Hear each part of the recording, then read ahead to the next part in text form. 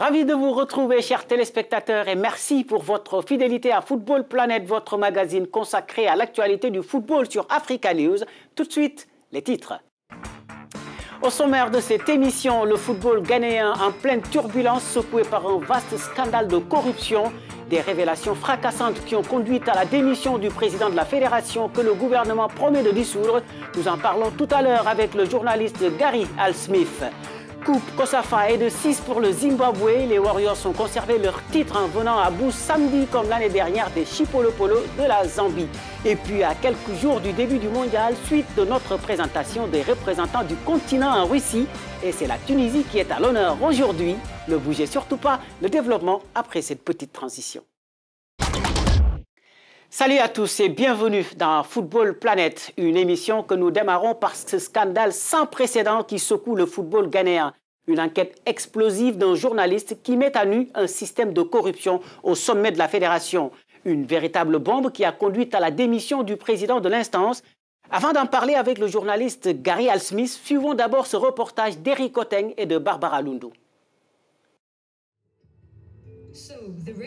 À Accra, ils étaient des centaines, passionnés de football, mais pas seulement, à être venus assister à la projection d'un documentaire choc. Réalisé par le journaliste d'investigation Anas Aremeyao, le film, qui parle de la corruption dans le football, assure que certains arbitres acceptent des pots de vin. Ici en Afrique, particulièrement ici au Ghana, la corruption va trop loin. Vous voyez, nos grands hommes voyagent en dehors du pays. Ils voient comme certains endroits sont beaux, mais quand ils reviennent au Ghana, le développement est lent. Parce que quand ils reçoivent de l'argent, ils le mettent dans leur poche. À peine sorti, le documentaire a ébranlé le football africain. Ivoiriens, Gambiens, Kenyans, des dizaines d'arbitres des grands championnats africains ont été piégés. Donc nous avons besoin de beaucoup de personnes comme cet homme quand on voit ce qu'il fait pour apporter toutes ces preuves. Moi, en tant que simple citoyen, je serais heureux. Donc on a besoin de beaucoup d'Anas dans notre système. Après la sortie du documentaire, le patron de la fédération de football ghanéenne, qui apparaît aussi dans le film, a dû présenter sa démission. Il a aussi été suspendu par la FIFA pendant 90 jours. Et pour en parler, nous sommes maintenant avec le journaliste Gary Al-Smith. Merci de nous rejoindre dans cette émission, Gary. Tout d'abord, avez-vous été surpris en découvrant cette enquête? Je ne dirais pas que j'ai été surpris de l'ampleur de la pourriture, mais je pense que le voir en direct à la télévision est choquant. Vous savez, dans ce métier de journaliste, nous savons toujours que ces choses arrivent, vous entendez beaucoup de choses, mais vous n'êtes jamais capable de le prouver. Et donc, ça se passe, mais le voir en face est toujours choquant, je crois. Alors, le gouvernement dit qu'il va dissoudre la fédération. N'y a-t-il pas lieu de s'inquiéter des risques de sanctions de la FIFA qui refuse toute ingérence d'un État dans les affaires du football? La dissolution de la fédération de football par le gouvernement est une affaire très délicate parce que la raison pour laquelle le gouvernement l'a fait, c'est la corruption. Et ce n'est pas seulement de la corruption, c'est parce qu'ils ont les preuves. Normalement, si la FIFA est en mesure d'obtenir des preuves, elle peut parfois faire quelques exceptions. Et vous ne serez donc pas banni. C'est cela. Si le gouvernement est capable de dire à la FIFA, c'est à cause de cette preuve que nous avons suspendu. Ne nous suspendez pas. Venez travailler avec nous pour que nous reformions le système. Alors, juste une dernière question. Pensez-vous justement que cette affaire puisse apporter un changement si l'on sait qu'en Afrique, généralement, ce sont les hommes qui bougent, mais pas les systèmes? Aucune enquête dans ce monde ne peut réussir à 100%. Alors l'enquête d'Anas va faire revenir la confiance dans le système. Et pour l'instant, je pense que c'est ce dont le football ghanéen a besoin. Les gens n'ont pas confiance dans le système. Alors, si les choses changent et qu'il y a une réforme, au moins les gens feront confiance au système. Et c'est une bonne chose de commencer. Merci beaucoup, Gary Al-Smith. OK, bye bye. Je rappelle que vous êtes journaliste ghanéen et nous parliez depuis Accra. Et puis, après cette affaire, devrait-on s'inquiéter de la prochaine Coupe d'Afrique des Nations féminines prévue dans le pays? On en saura un peu plus dans les semaines qui viennent. Tout ce qu'on sait pour l'instant, c'est qu'on connaît toutes les équipes qualifiées à ce tournoi, dont voici justement les derniers résultats.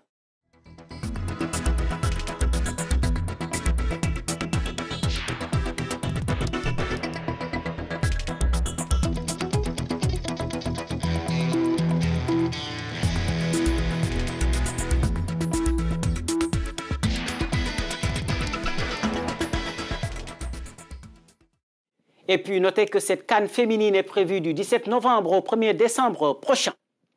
C'était le remake de la finale de l'année dernière et comme l'année dernière, le Zimbabwe a remporté samedi la Coupe de la COSAFA devant la Zambie. Une victoire renversante sur le score de 4-2 après prolongation. Le 6e titre pour les Warriors.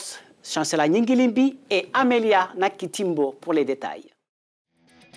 Ils sont indestructibles, ces Warriors. Malmenés par une équipe zambienne accrocheuse et revancharde, ils sont venus de loin pour décrocher leur 6e étoile dans cette Coupe COSAFA, la 2e consécutive.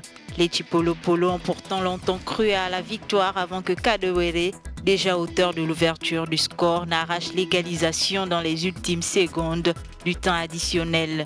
Kambole avait égalisé pour les Zambiens avant de doubler la mise en seconde période. Un doublé finalement anecdotique puisque son équipe va complètement sombrer en prolongation. Et c'est sur un autre doublé signé Kamabiliat que les Zimbabwéens scellent définitivement le sort du match. Pas de revanche donc pour les Chipolopolo, mais un 6e sacre pour les Warriors qui deviennent du coup l'équipe la plus titrée d'Afrique australe. Place maintenant à la Coupe du Monde. Nous sommes à quelques jours du coup d'envoi, mais nous poursuivons notre présentation des représentants de l'Afrique en Russie. La dernière équipe sur notre liste, c'est la Tunisie, en quête d'une première qualification en 8e de finale. C'est un sujet signé Ruth Lago et Linette Bahati. Des équipes qualifiées, la Tunisie est celle qui a eu le parcours le plus compliqué. Il lui a fallu attendre la dernière journée pour valider son ticket. La qualification s'étant jouée à un petit point. Mais c'était suffisant pour les Tunisiens qui disputeront en Russie leur 5e phase finale, 12 ans après la dernière. Ce retour est surtout le point culminant d'une renaissance entamée depuis 2014, alors que le quart de finale à la CAN 2015 restait jusqu'ici la référence. Et c'est l'arrivée sur le banc de Nabil Mahloul en 2017 qui a redonné vie aux Aigles de Carthage qui tenteront en Russie de passer pour la première fois la phase des poules. C'est l'objectif principal que se sont fixés les coéquipiers de Wabi Kazri dans cette 5e participation. La mission s'annonce cependant très compliquée dans un groupe G où l'Angleterre et la Belgique font figure de grands favoris. Mais en dépit de la cruauté du tirage au sort, les Aigles de Carthage ne manquent pas les moyens d'aller titiller les 2 cadors et espérer décrocher l'un des 2 tickets pour les 8e de finale. À défaut, Sliti et ses partenaires devront se battre pour ne pas terminer dernier de leur groupe. Ce serait déjà une bonne performance. Et ce n'est pas le talent qui manque pour aller chercher l'exploit. Les Aigles de Carthage pourront notamment s'appuyer sur la forme de leur attaquant vedette Wabi Kazri, qui aura la lourde tâche de faire oublier l'absence de la star de l'équipe, Youssef Moussakni. Son portrait est signé Ruth Lago et Linette Bahati. Wabi Kazri a pris une nouvelle dimension et cette année, il sera le fer de lance des Aigles de Carthage à la Coupe du Monde. De nouvelles responsabilités que lui confère l'absence de la star de l'équipe, Youssef Moussakni, blessé au genou en avril. L'attaquant du Stade Rennais va donc enfiler le costume de guide d'une équipe en quête de lumière sur la scène internationale. Le joueur de 27 ans sait qu'il sera très attendu dans ce mondial après sa belle saison en Ligue 1 française. Ce qui lui permet de débarquer en Russie avec beaucoup de confiance. Une confiance, des qualités et une expérience qui en font l'atout majeur des hommes de Nabil Mahloul. Le joueur formé à l'Ajaccio totalise déjà 12 buts en 36 sélections. Mais c'est surtout son impact dans le jeu des Aigles de Carthage qui force le respect. Joueur très technique doté d'une impressionnante puissance athlétique, Wabi Kazri est un véritable poison pour les défenses adverses. Blessé ces derniers jours, l'ancien Bordelais devrait être remis avant le premier match. Une bonne nouvelle pour le sélectionneur et les supporters tunisiens. Et puis en marge de cette Coupe du Monde, vous pourrez suivre notre émission quotidienne du lundi au vendredi. Toutes les informations à retrouver également sur notre site web www.africanews.com. Terminons cette émission par ce reportage sur les déboires du football gabonais, un sport qui se meurt et des joueurs dans le désarroi. C'est un sujet signé Narcisse Doumbé et Michael Odouor. Le football gabonais va mal. Privés de salaire depuis le début du championnat en janvier, les joueurs n'arrivent plus à joindre les 2 bouts. Selon une étude menée par la FIFPro, le syndicat mondial des footballeurs professionnels, 96% d'entre eux sont concernés par cette situation. Ils ne vivent que de ça. Ils ne vont plus à l'école, ils n'ont pas d'autre boulot, ils ne font que le football. Donc tu vois que dans la situation chaotique, surtout le football gabonais, les premières victimes, ce sont les footballeurs qui se retrouvent parfois sans logement, parfois sans argent, se retrouvent comme des mendiants. On ne peut même plus parler de maladie. Le football gabonais est mort et il faut carrément changer de système, sinon de fonctionnement pour le relever. Sur le banc des accusés, les présidents de clubs. À leur tour, ils rejettent la responsabilité sur le gouvernement qui tarde à leur verser la subvention de 500 millions de francs CFA, soit 762 000 euros. Le vrai sujet, c'est de se dire que l'État met de l'argent dans le sport, mais peut-être pas au bon endroit. Et cet argent que l'État met ne va pas forcément à la bonne personne. Il n'est pas dans la vocation de l'État de payer les joueurs de football. C'est la responsabilité des clubs.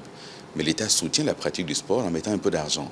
Les clubs doivent être eux-mêmes amenés à avoir un vrai projet économique pour pouvoir payer les joueurs. Et ce n'est pas le cas aujourd'hui. C'est en 2012 que le Gabon a lancé son championnat professionnel. Le salaire moyen actuel d'un joueur de première division est de 250 000 francs CFA, environ 380 euros. Bien loin des 609 euros prévus par les textes. Et c'est ce reportage qui siffle la fin de cette émission que vous pouvez retrouver sur notre site web www.africanews.com. Vos réactions également aux adresses qui s'affichent en ce moment au bas de votre écran. Football Planet revient la semaine prochaine, même heure, même studio. Au revoir.